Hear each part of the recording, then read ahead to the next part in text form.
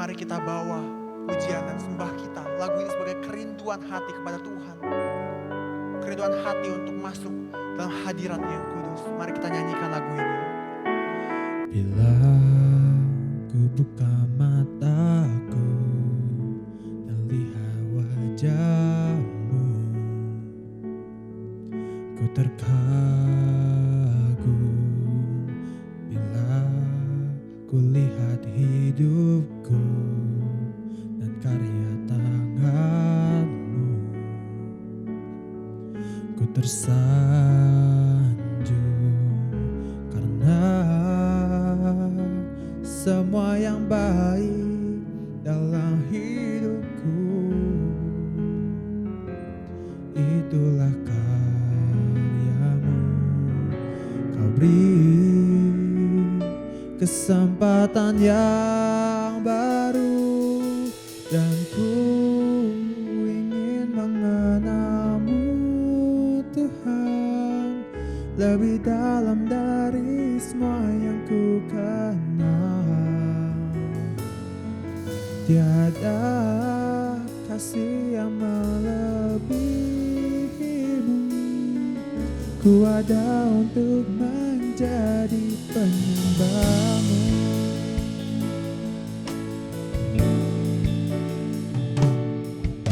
Bila ku buka mataku dan lihat wajah-Mu, ku terkagum. Bila ku lihat hidupku dan karya tangan-Mu, ku tersanjung karena semua yang baik dalam hidupku itulah karya-Mu. Beri kesempatan yang baru dan ku ingin mengenal-Mu Tuhan lebih dalam dari semua yang ku kenal. Tiada kasih yang melebihi-Mu. Ku ada untuk menjadi penyembah-Mu dan ku ingin mengenal-Mu Tuhan lebih dalam dari semua yang ku kenal. Tiada kasih yang melebihi-Mu. Ku ada untuk menjadi penyembah-Mu.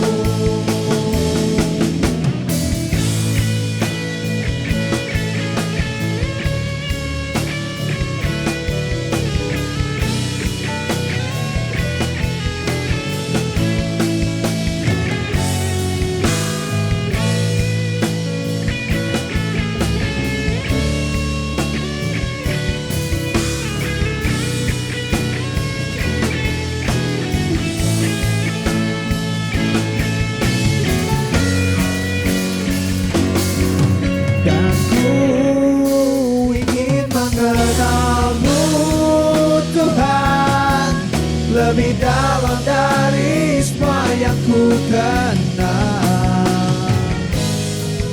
Tiada kasih yang melebihi-Mu. Ku ada untuk menjadi penyembah-Mu. Sebentar kita akan mengambil perjamuan kudus untuk memperingati pengorbanan Tuhan Yesus di kayu salib untuk menebus dosa kita. Teman-teman dipersilakan untuk mempersiapkan perjamuan kudus.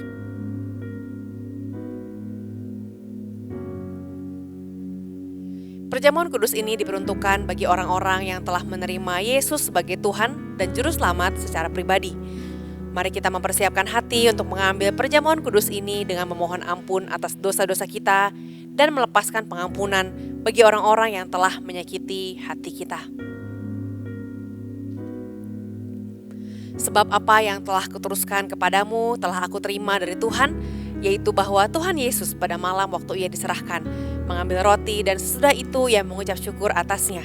Ia memecah-mecahkannya dan berkata, inilah tubuhku yang diserahkan bagi kamu, perbuatlah ini menjadi peringatan akan aku. Mari kita makan roti ini dengan penuh ucapan syukur dalam nama Tuhan Yesus.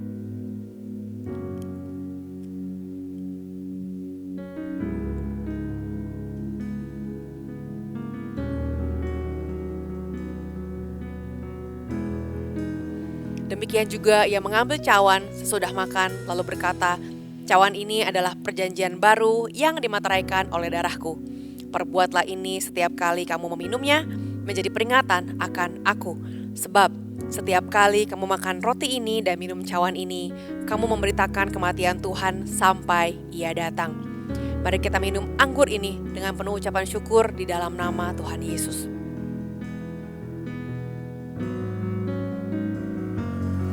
Tuhan Yesus, kami bersyukur pengorbananmu di kayu salib telah memulihkan kami, memberikan kami masa depan dan membawa kami untuk melangkah dalam rencana Tuhan. Kami minta the power of your blood membawa kami untuk menjalani setiap hari dengan kekudusan Allah, dengan keputusan-keputusan yang benar, dan ada endurance karena Tuhan kami yang memegang tangan kami. Terima kasih Tuhan, dalam nama Tuhan Yesus mari kita sama-sama sembah Tuhan. Dan ku ingin mengenalmu Tuhan, lebih dalam dari semua yang ku kenal. Tiada kasih yang melebihimu, ku ada untuk menjadi penyembahmu. Dan ku ingin mengenalmu Tuhan, lebih dalam dari semua yang ku kenal. Tiada kasih yang melebihimu, ku ada untuk menjadi penyembahmu. Izinkan Bapa, ku ada untuk menjadi, ku ada untuk menjadi, ku ada untuk menjadi penyembahmu.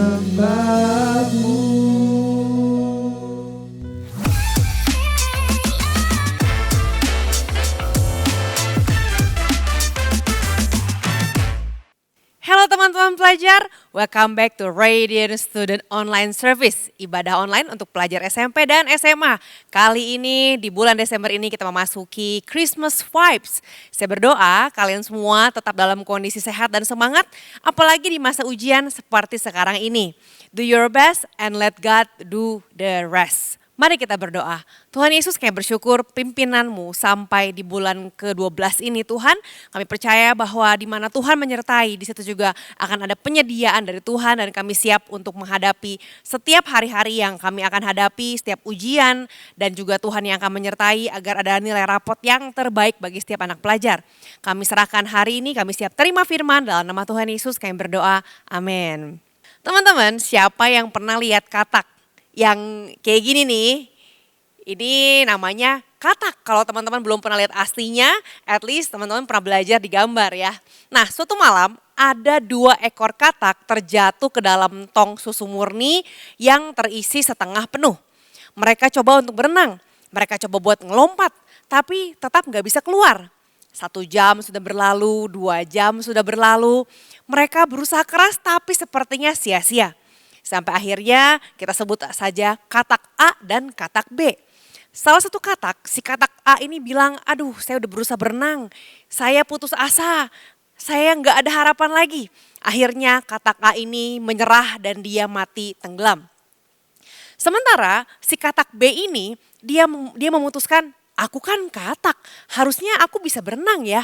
Ya udahlah saya coba berenang lagi deh supaya tetap ngapung. Siapa tahu nanti ada yang nolong kek, ada keadaan yang berubah. Dia terus berenang, dia pikir ya udahlah sebagai katak udah kodratnya untuk berenang. Dia berenang, dia berenang, dia berenang. Tanpa dia sadar, seiring waktu berlalu, si cairan susu ini mulai mengental. Akhirnya gerakan sang katak yang selama ini dia bergerak ini ternyata mengaduk susu tersebut sehingga perlahan susu tersebut berubah menjadi gumpalan mentega. Akhirnya di atas gumpalan itulah sang katak bisa berpijak, beristirahat sebentar, lalu dia melompat keluar dari tong tersebut dengan selamat. Ada dua katak, si A dan si B, dengan kemampuan yang sama, sama-sama katak, sama-sama bisa berenang dan menghadapi masalah yang sama. Tapi meresponi dengan sikap yang berbeda untuk keluar dari masalah. Yang satu nyerah, sementara yang lain dia menunjukkan ada endurance atau daya tahan. Sama-sama katakan endurance. Teman-teman, daya tahan itu adalah melakukan apa yang dia mampu lakukan sampai ada terobosan. Perubahan itu terwujud enggak dalam semalam. Contohnya, teman-teman masih ingat tokoh Yusuf yang dijual oleh saudara-saudaranya sendiri. Bagi Yusuf, dia melewati waktu yang lama dari umur 17 tahun sampai 30 tahun. Sampai akhirnya dia menjadi seorang penguasa di Mesir. Wow, 13 tahun itu bukan waktu yang sebentar. 13 tahun dia harus menjalani perjalanan yang penuh ups and downs. Dan kalau nggak punya endurance, nggak punya daya tahan, Yusuf pasti sudah menyerah di tengah jalan dan say bye-bye pada rencana Tuhan. Ternyata kisah-kisah keberhasilan dan kisah sukses yang wow keren itu tidak secepat bikin Indomie. Ataupun tidak segampang belanja di online shop. Klik langsung beres, tahu-tahu tunggu sampai di rumah dikirim paket. Lalu gimana dong supaya kita bisa punya endurance? Bahkan sebelumnya mungkin teman-teman berpikir, emang kenapa sih harus punya endurance? Kan sekarang serba gampang. Nah teman-teman, kita mau belajar dari kisah Nabi Elia di dalam 1 Raja-Raja 19. Bagaimana ketika menyerah dan saat itu sebetulnya timingnya itu bukan timing yang buruk. Elia mau menyerah saat dia lagi dalam keberhasilan besar-besaran. Kita baca di 1 Raja-Raja 19, ayat yang kedua mengatakan, maka Izebel menyuruh seorang suruhan mengatakan kepada Elia, beginilah kiranya para Allah menghukum aku, bahkan lebih lagi daripada itu, jika besok kira-kira pada waktu ini, aku tidak membuat nyawamu, nyawa Elia maksudnya, sama seperti nyawa salah seorang dari mereka itu. Maka takutlah ia. Elia ketakutan, lalu bangkit dan pergi menyelamatkan nyawanya dan setelah sampai ke Beersheba yang termasuk wilayah Yehuda, ia meninggalkan bujangnya di sana. Ayat yang keempat, tetapi ia sendiri masuk ke padang gurun sehari perjalanan jauhnya, lalu duduk di bawah sebuah pohon arar. Kemudian ia ingin mati. Katanya, cukuplah itu, sekarang ya Tuhan, ambillah nyawaku sebab aku ini tidak lebih baik daripada nenek moyangku. Ketika kita masuk pada pasal yang 19, kita menemukan apa penyebab dari perubahan dalam emosi yang dirasakan Elia. Kita perlu tahu, awalnya Elia ini punya pengharapan tinggi. Awalnya lagi dalam kondisi yang baik banget. Waktu di akhir Raja-Raja pasal 18 ayat yang ke-41, Elia berkata kepada Ahab, dia bilang pergilah makanlah dan minumlah sebab bunyi derau hujan sudah kedengaran. Sedikit mundur lagi, hujan itu merupakan mujizat yang dinantikan Israel Utara karena kekeringan dan kelaparan sudah melanda 3,5 tahun. Lalu Elia pun saat itu baru saja mengalahkan 450 Nabi Baal. Sudah menang, sudah lihat mujizat, wah udah menang banyak deh Elia ini. Perubahan atas Israel ini sepertinya di depan mata. Tugas Elia sebagai nabi sepertinya sukses, gol banget deh. Tetapi justru dia mendapati nyawanya terancam yang tadi disebutkan oleh si Izebel ini. Izebel adalah simbol dari keadaan yang dimana kita gak berdaya dan mengancam kita. Pernah gak sih teman-teman lagi dalam kondisi yang oke-oke aja, tahu-tahu ada yang gosipin kita. Tahu-tahu ada yang ngomongin kita, rasanya semua perasaan happy runtuh seketika. Akhirnya kita ngalamin yang namanya mental breakdown. Bukankah hal tersebut kita pernah alami? Kita waktu itu pernah di-challenge buat ngambil langkah yang baik, buat jalanin kepemimpinan, jalanin visi dari Tuhan. Kita bilang, iya kita mau, iya saya siap. Tapi ternyata ada yang ngomongin kita, ada yang gosipin kita, ternyata gak ada perubahan. Kita berjuang lagi, kita berharap lagi yang mungkin sebulan oke lah, 2 bulan kali ya, setahun kali, kok gak ada jawaban dari Tuhan? Hati kita sangat bersuka cita seolah mujizat terjadi, masalah berakhir. Tapi ternyata kayak Elia nih, waktu-waktu yang happy itu tahu-tahu berubah jadi kondisi yang kacau balau. Bikin mental breakdown banget. Kondisi bisa up and down dengan sangat cepat. Disinilah dibutuhkan endurance atau daya tahan. Kalau tadi saya bertanya di awal nih sama teman-teman pelajar, emang buat apa sih endurance? Teman-teman, endurance adalah kekuatan untuk menanggung beban dan tetap maju apapun tantangan yang ada. Kalau banyak support sih semua juga bisa maju. Kalau banyak bakat sih semua juga bisa maju. Tapi bukan seberapa berbakat, seberapa pandainya kita, tapi apakah kita punya endurance atau enggak. Bagaimana kita bisa bertahan waktu emosi kita, mental kita benar-benar ada di titik paling down kayak Elia. Bahkan bisa dikatakan Elia lagi ngalamin depresi. Depresi itu adalah rasa putus asa tapi berkali-kali lipat beratnya. Nah, kita lihat gimana cara Tuhan menghadapi Elia yang lagi mental breakdown banget, putus asa banget, lagi kacau balau banget. Bayangkan dari super happy, ngalamin mujizat, ngalamin hal-hal yang luar biasa, langsung down banget. Di 1 Raja-Raja 19 ayat 5-7 ini adalah cara Tuhan terhadap Elia yang bisa kita tiru juga. Ayat 19 mengatakan, ayat kelima maksudnya, sesudah itu ia berbaring dan tidur di bawah pohon arar itu. Jadi Elia udah pasrah, dia tidur. Tetapi tiba-tiba seorang malaikat menyentuh dia serta berkata kepadanya, bangunlah, makanlah. Ketika ia melihat sekitarnya, maka pada sebelah kepalanya ada roti bakar dan sebuah kendi berisi air. Lalu ia makan dan minum, kemudian berbaring pula. Ayat 7, tetapi malaikat Tuhan datang untuk kedua kalinya dan menyentuh dia serta berkata, bangunlah, makanlah, sebab kalau tidak perjalananmu nanti terlalu jauh bagimu. Siapa di sini yang suka makan roti bakar? Wah, ternyata fun fact ya, yang Tuhan kasih buat Elia itu adalah roti bakar guys. Nah, bagaimana sih cara kita membangun endurance sesuai dengan apa yang Tuhan contohkan kepada Nabi Elia? Yang pertama adalah fokus on your physical condition. Pertama-tama fokus dulu sama badan kita. Ternyata Tuhan tidak menghampiri Elia di tengah-tengah keputusasaannya itu dengan ngebangunin, bangun lu, gimana sih kamu kan nabi, gimana sih kamu kan leader. Enggak, Tuhan gak menegur dia, Tuhan gak bilang kurang rohani kamu, gak dimarahin, gak disuruh berdoa, apalagi dihukum. Tapi justru lewat malaikatnya Tuhan menyediakan roti bakar, yaitu makanan, food. Dan menyediakan kendi berisi air yang artinya disuruh minum. Bahkan nungguin Elia untuk beristirahat. Sama-sama bilang istirahat ya. Seringkali demi ngejar sesuatu yang pengen kita capai, perubahan lebih baik, keluarga, studi, pelayanan, segala hal yang kita pengen kita raih. Akhirnya kita mengabaikan kondisi badan kita. Kita lupa makan saking sibuknya, telat makan. Kita kurang tidur gara-gara banyak yang dipikirin. Kita makan asal-asalan yang penting kenyang tanpa mikirin nutrisinya.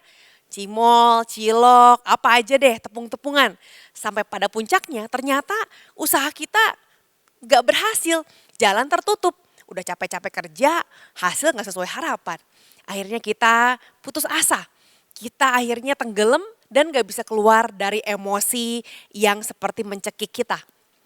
Cara Tuhan menolong Elia biar pulih, nunjukin bahwa ada hubungan yang kuat banget nih teman-teman. Roh, jiwa, tubuh sangat terkoneksi. Seringkali kita pikir, kalau biar kuat mental doa, ayo kamu doa. Ayo tenangin mental, jiwa. Tetapi ternyata justru bicara soal keseimbangan, ada balance. Balance antara apa aja? Antara tubuh kita, jiwa kita, dan roh kita. Di 1 Tesalonika 5 ayat 23 mengatakan, semoga Allah damai sejahtera menguduskan kamu seluruhnya. Dan semoga roh, jiwa dan tubuhmu terpelihara sempurna dengan tak bercacat pada kedatangan Yesus Kristus Tuhan kita. Ternyata istirahat teratur dan olahraga meringankan rasa putus asa kita. Coba bilang ke diri sendiri, ayo olahraga yuk. Allah ngedesain tubuh kita supaya setelah olahraga itu ada jumlah endorfin yang meningkat. Apa sih endorfin? Pasti pernah dengar dong di pelajaran biologi ya. Endorfin adalah zat kimia yang dihasilkan secara alami oleh tubuh kita setelah kita olahraga dan membawa perubahan mood. Suasana hatinya berubah, suasana moodnya jadi lebih baik dan merasa nyaman. Beban pada emosi kita jadi berkurang, stres jadi berkurang, marah-marah jadi berkurang. Olahraga teratur bisa meningkatkan kualitas tidur juga. Siapa di sini yang suka insom? Ada yang cerita, "Kak, saya insom nih, susah banget tidur, susah juga bangunnya." Teman-teman, waktu olahraga akhirnya bisa membantu kita buat tidur 7 jam sampai 8 jam yang berkualitas. Ayo para geng insom, bertobat ya, belajar olahraga supaya bisa tidur nyaman. Kalau hari ini kamu lagi mager, lagi pusing mikirin keadaan, lagi kecewa sama banyak hal. Yuk bangun yuk dari tidur, dari kemageran, keluar dari kamar yuk. Ayo olahraga. Dan kalau kamu lagi kurang tidur, ambillah tidur yang cukup. Bukan malah ngambil waktu dan untuk kegiatan-kegiatan yang lain. Lalu kita lihat lagi nih di 1 Raja-Raja 19 ayat yang ke-8. Maka bangunlah ia. Jadi Elia mengambil tindakan, dia bangun. Ngapain? Ia makan dan minum. Dan oleh kekuatan makanan itu ia berjalan 40 hari, 40 malam lamanya sampai ke gunung Allah yakni gunung Horeb. Ketika kita putus asa, seringkali kita nggak kepikir tuh buat mendatangi gunung Allah. Gunung Allah artinya datang ke hadirat Tuhan. Kayaknya nggak pengen banget kita buat datangin hadirat Tuhan. Tapi sebetulnya Tuhan pengen banget agar hadiratnya jadi tempat pertama yang kita datangi. Dia ingin kita datang dengan segala rasa kecewa, putus asa, semua kejujuran dari perasaan kita. Dan dia akan berikan kamu bekal yang cukup buat masuk dalam hadiratnya. Kalau yang pertama, kondisi jasmani. Kedua, talk honestly to God. Ngomong sama Tuhan dengan jujur. Dilihat di ayat yang ke-9 nih teman-teman. Di sana masuklah ia ke dalam sebuah gua dan bermalam di situ. Maka firman Tuhan datang kepadanya demikian. Apakah kerjamu di sini, hai Elia? Jawabnya, aku bekerja segiat-giatnya bagi Tuhan, Allah semesta alam. Karena orang Israel meninggalkan perjanjianmu, meruntuhkan mesbah-mesbahmu, dan membunuh nabi-nabimu dengan pedang. Hanya aku seorang dirilah yang masih hidup dan mereka ingin mencabut nyawaku. Kenapa sih Tuhan nanya, apakah kerjamu Elia? Emangnya Tuhan gak tahu keadaan Elia? Teman-teman, kita berpikir ngapain sih gue berdoa? Emang Tuhan gak tahu kondisi hati saya? Tentu Tuhan harusnya tahu dong. Nah, walaupun Tuhan tahu, yang Tuhan inginkan adalah keterbukaan kita kepada Dia. Keterbukaan kita pada Tuhan adalah tanda bahwa kita percaya pada Tuhan. Tanda bahwa kita punya relasi yang dekat, punya relasi yang sehat sama Tuhan. Tandanya adalah rasa percaya. Bukankah kalau kita percaya sama teman kita pengen cerita sama dia. Bukankah kalau kita ketemu orang dan kita belum deket, kita tuh kayak lapisan bawang. Dikupasnya level demi level. Dari awalnya level basa-basi doang, gimana kabar? Lalu level cerita fakta, oh iya tadi gue sekolah, pulang sekolah gue makan bakso. Lalu mulai level pendapat, kata gue sih enakan di sini baksonya dibanding di sana. Baru deh level perasaan. Sebenarnya pas makan bakso gue lagi sedih banget. Gue baru aja dicuekin sama crush gue. Ada level-levelnya teman-teman. Nah coba cek deh cara doa kita dengan Tuhan setiap hari itu sebetulnya level yang mana? Basa-basi kah? Level fakta kah? Atau pendapat kita atau perasaan kita? Di tengah keterbukaan kita, a total honestly to God, disitulah Tuhan memulihkan kondisi emosi kita. Kata Billy Graham nih, seorang penginjil, seorang penulis buku yang sangat banyak, dia bilang begini, when we come to the end of ourselves, we come to the beginning of God.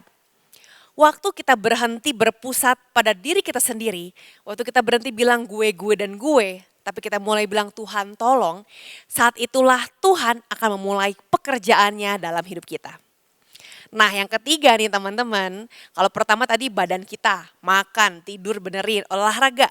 Yang kedua datang sama Tuhan, jujur sama Tuhan. Yang ketiga circle of care. Di 1 Raja-Raja 19 ayat yang ke-15 dikatakan begini. Firman Tuhan kepadanya, Pergilah kembali ke jalanmu melalui padang gurun ke Damsyik, dan setelah engkau pergi, engkau harus mengurapi Hazael menjadi raja atas Aram. Juga Yehu cucu Nimsi haruslah kau urapi menjadi raja atas Israel.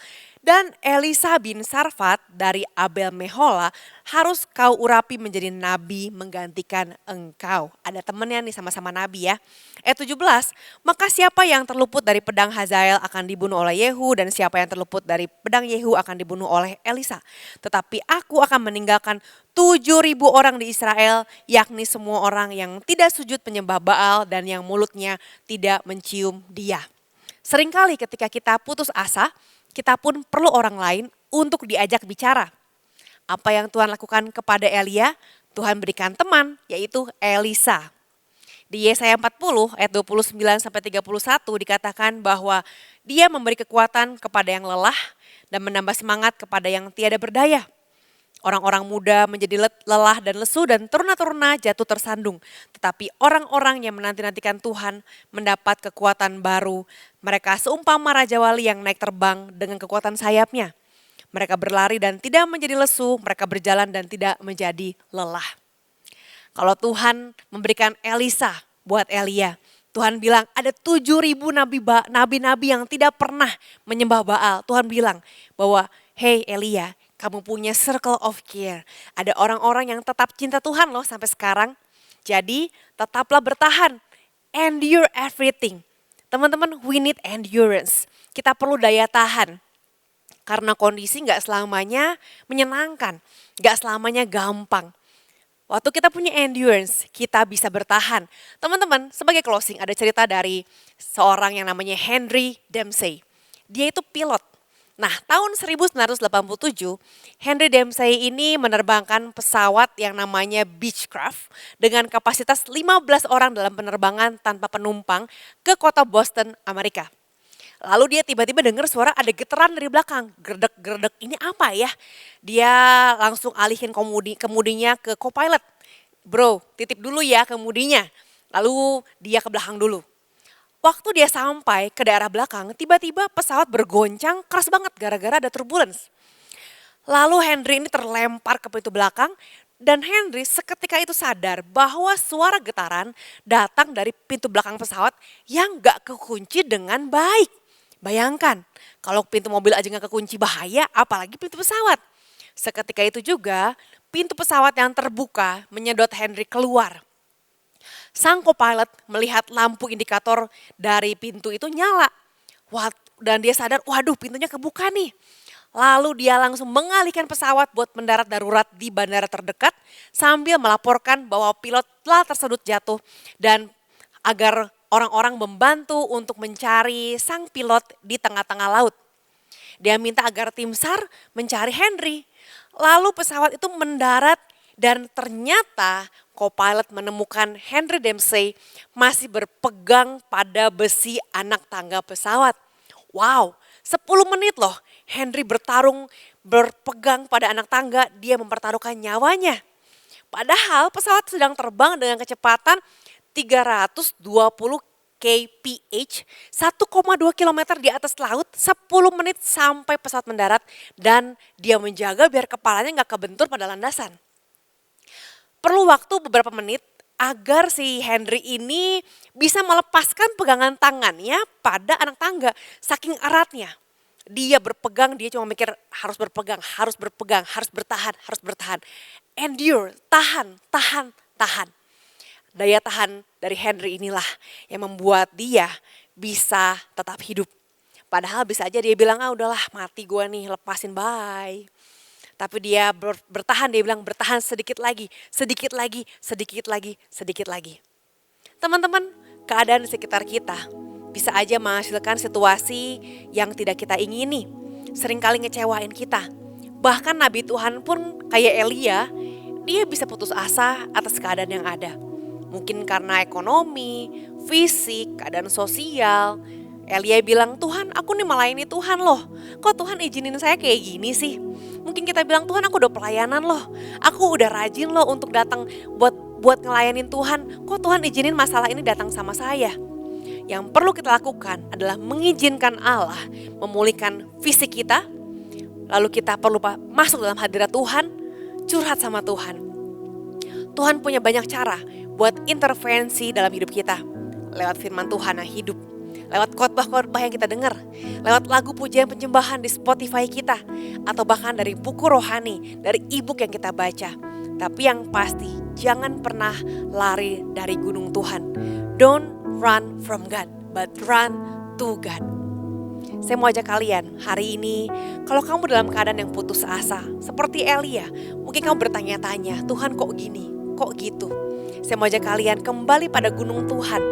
Pulihkan tubuhmu, pulihkan komunikasimu dengan Tuhan, dan rasakan bahwa Tuhan memulihkan kondisimu sedikit demi sedikit. Dan kalau kamu belum pernah menerima Tuhan Yesus sebagai Tuhan dan Juru Selamat, inilah waktunya untuk menerima Dia, untuk mengatakan bahwa jadilah Tuhan, jadilah Juru Selamat dalam hidupku. Mari kita berdoa. Tuhan Yesus, saat ini kami berdoa untuk setiap teman-teman yang mau menerima Tuhan Yesus sebagai Tuhan dan Juru Selamat. Hari ini Tuhan, dimanapun teman-temanku berada, biar keputusan hari ini mengubahkan seluruh kehidupan yang mulai dari titik ini sampai ke depannya. Ada perubahan, ada mujizat, ada pengampunan dosa, ada hati yang ringan karena bebas dari rasa bersalah, bebas dari beban masa lalu. Dan mulai hari ini, setiap teman-teman yang memutuskan menerima Tuhan Yesus sebagai Tuhan dan Juru Selamat akan menjalani hidup yang baru dalam terang kasih Kristus. Dalam nama Tuhan Yesus. Hari ini kami berdoa Tuhan, kami bawa hidup kami, agar hidup kami ini Tuhan selalu mengalami pemulihan, detik demi detik, hari demi hari. Pemulihan yang terus berlangsung, terus berlanjut sampai titik kami bertemu kembali dengan Tuhan.